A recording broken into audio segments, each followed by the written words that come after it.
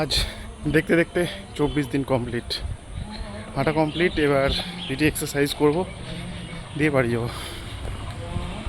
নমস্কার, good morning everyone. আজকে আমরা পড়ব মনে রাখার মতো মূল্যবান ভাবনাগুলির সংক্ষিপ্তসার। 1. আপনার ভিতরে সম্পদের ভাণ্ডার আছে, আপনার মন কি চায় জানতে ভিতরে তাকান। 2. সকল কালেই মহান ব্যক্তিরা বলে এসেছেন যে অবচেতন মনের শক্তিকে জানা ও সেই শক্তিকে কাজে লাগানোর ক্ষমতাই হলো মূল রহস্য। আপনি সেটাই করুন। 3. আপনার অবচেতনে সব সমস্যারই সমাধান আছে। আপনি যদি আপনার অবচেতনকে বলেন যে সকাল 6টার মধ্যে উঠতে হবে, দেখবেন আপনাকে ঠিক সময়ে তুলে দিয়েছে। 4. আপনার অবচেতন মন আপনার শরীরের নির্মাতা এবং আপনাকে নিরাময় করে। আপনি যদি প্রতি রাতে সুস্বাস্থ্যের চিন্তা করে ঘুমোতে যান, তবে আপনার অবচেতন নির্দেশ মান্য করবে এবং আপনাকে সুস্বাস্থ্যের অধিকার করে তুলবে। 5. প্রতিটি চিন্তাই কারণ এবং প্রতিটি অবস্থায় তার ফল। 6. যদি আপনি একটি বই লিখতে চান বা একটি সুন্দর নাটক লিখতে চান, আপনার শ্রোতাদের সঙ্গে ভালো করে কথা বলুন। তারপর ভাবনাগুলিকে আপনার অবচেতন মনে ভালোবেসে এবং অনুভূতি দিয়ে প্রেরণ করুন। তারপর দেখবেন সেটি তখন ওইভাবেই প্রতিক্রিয়া দিচ্ছে। 7. আপনি একটি জাহাজের ক্যাপ্টেনের মতো। তিনি যেমন নির্দেশ দেন, তেমনি আপনি আপনার চিন্তা ও ছবির মাধ্যমে আপনার অবচেতন মনকে সঠিক নির্দেশ প্রদান করুন, যা আপনার সমস্ত রকম অভিজ্ঞতাকে নিয়ন্ত্রণ করে। 8. আমি এর দাম দিতে পারবো না বা আমি এ কাজ করতে পারবো না, এর মতো শব্দবন্ধ কখনো ব্যবহার করবেন না। তাহলে আপনার অবচেতন মন সেইভাবে তৈরি হবে যাতে আপনি এই কাজগুলো করতে পারবেন না। ইতিবাচক হন, বলুন, আমার অবচেতন মনের শক্তি দ্বারা সব কিছু করতে পারবো। 9. জীবনের নিয়ম হচ্ছে বিশ্বাসের নিয়ম। বিশ্বাস একটি চিন্তা যা আপনার ক্ষতি করে, আপনাকে কষ্ট দেয়, সেই চিন্তা করবেন না। অবচেতনের আরোগ্যকারী শক্তিতে বিশ্বাস স্থাপন করুন, যা আপনাকে শক্তিশালী করবে, উৎসাহিত করবে। 10. চিন্তা ভাবনায় পরিবর্তন আনুন, ভাগ্য পরিবর্তন হবে। এতটা ছিল আমাদের প্রথম পাঠ। এবার আমরা চলে যাব দ্বিতীয় পাঠে। আপনার নিজের মন কিভাবে কাজ করে। আপনার মন আছে এবং আপনার জানা উচিত তাকে কিভাবে ব্যবহার করতে হয়।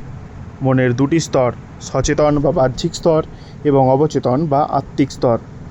আপনি সচেতন স্তরে স্বাভাবিকভাবে যেসব চিন্তা ভাবনা করেন, অবচেতন স্তরে তার জমে থাকে এবং আপনার চিন্তার ভাবনার উপর ভিত্তি করে তার চরিত্র গঠিত হয়।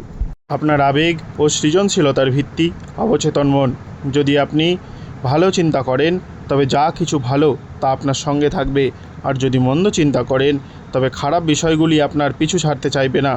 মন এভাবেই কাজ করে। মনে রাখতে হবে, অবচেতন মন যদি কোনো ভাব একবার গ্রহণ করে, তবে সে তার ফল প্রকাশ করবে। এটা খুব মজার বিষয় যে অবচেতন মন ভালো ও মন্দ দুইয়ের ক্ষেত্রেই একইভাবে কাজ করে। এটি নেতিবাচকভাবে প্রয়োগ হলে দুঃখ, হতাশা ও পরাজয়ের কারণ হয়। আপনি যদি স্বাভাবিকভাবেই সুসংবদ্ধ ও গঠনমূলক চিন্তা করতে অভ্যস্ত হন, তবে সফলতা, উন্নতি ও সুস্বাস্থ্য আপনার করতলগত হবে। সঠিকভাবে চিন্তা করা বা অনুভব করার জন্য সুস্থ শরীর ও শান্ত মন দরকার। শরীর ও মন সুস্থ না থাকলে সঠিকভাবে চিন্তা করা যায় না। আর মানসিকভাবে আপনি যেটাকে সত্য বলে ধরে নেবেন, আপনার অবচেতন মন সেটাকেই সত্য বলে গ্রহণ করবে এবং আপনার অভিজ্ঞতার ভাণ্ডারে জমা করবে। আপনার কাজ হলো আপনার ভাবনাকে অবচেতন স্তরে নিয়ে যাওয়া, আর অবচেতন মনের নিয়মই হলো আপনার ভাবনাকে বাস্তব রূপ দেওয়া। আপনি আদেশ দিন, আপনার অবচেতন আপনার কাঙ্ক্ষিত স্বাস্থ্য ও শান্তি আপনাকে প্রদান করবে। মনের নিয়ম অনেকটা এরকম। চেতন স্তরে আপনি যে ধরনের চিন্তা করবেন, অবচেতন স্তর থেকে আপনি তেমন প্রতিক্রিয়া পাবেন।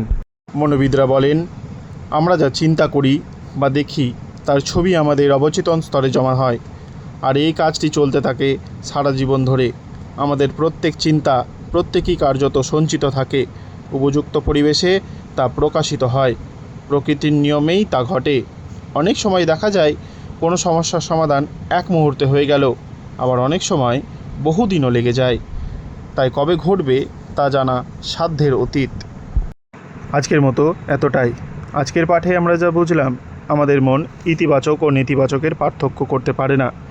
এটা আমাদের কর্তব্য বাইরে থেকে মনকে সর্বদা ইতিবাচক আদেশ দেওয়া এবং ইতিবাচক চিন্তা করা। সকলে নিজের মনকে ইতিবাচক আদেশ দিন। সুস্থ থাকুন, ভালো থাকুন। আবার দেখা হবে আগামীকাল। ধন্যবাদ।